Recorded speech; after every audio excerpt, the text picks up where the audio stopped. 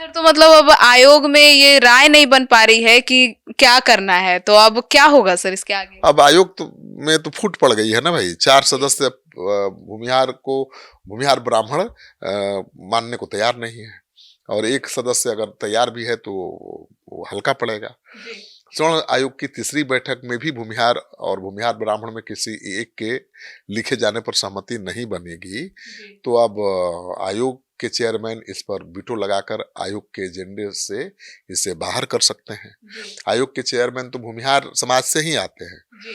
तो माना जा रहा है कि भाई वो भूमिहार को भूमिहार ब्राह्मण का दर्जा दे देंगे, टाइटल दे देंगे। जी। लेकिन अभी तो 4-4 लोग जब मुखालफत कर रहे हैं, विरोध कर रहे हैं कि नहीं भाई, भूमिहार को भूमिहार लिखिए, ब्राह्मण को ब्राह्मण लिखिए, जी। भूमिहार और ब्राह्मण दोनों एक साथ नहीं लिखा जाएगा। जी। तो अब भूमिहार ब्राह्मण पर सियासत गर्म है, जी। और आगे चलकर और सियासत के गरमाने की संभावना है। अभी तो शुरुआत हुई है। जी। देखिए ना कैसे ब्राह्मण भूमिहार जो एकता है, कहीं ना कहीं उसको कहीं चोट पहुंच सकती है जी। अगर सावधानी से इस मसले को डील नहीं किया गया तो। जी। क्योंकि भूमिहार और ब्राह्मण मानकर चलते हैं कि दो एक ही पिता के दो संतान हैं, जी। एक कृषि करता है और एक पूजा पाठ ज्ञान कराता है। बांटता है।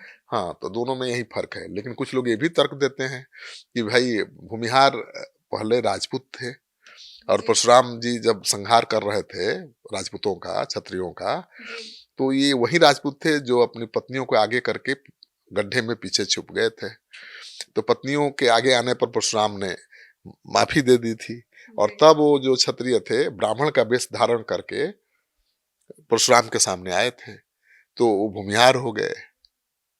कई कहानियां हैं, जी। लेकिन कौन सी कहानी प्रमाणिक है ये कहना बड़ा मुश्किल है। तो कोई कह रहा है कि भूमिहार राजपूत के बहुत करीब है, तो कोई कह रहा है कि भूमिहार ब्राह्मण का ही एक सगा भाई है। जी। अब कैसे सुलझाएंगे स्वर्ण आयोग के चेयरमैन, ये देखना दिलचस्प होगा, क्योंकि बड़े समझदार भूमिहार हैं वो, और बहुत संवेदनशील भी हैं। तो मुझे लगता है कोई ना कोई रास्ता वो निकालेंगे।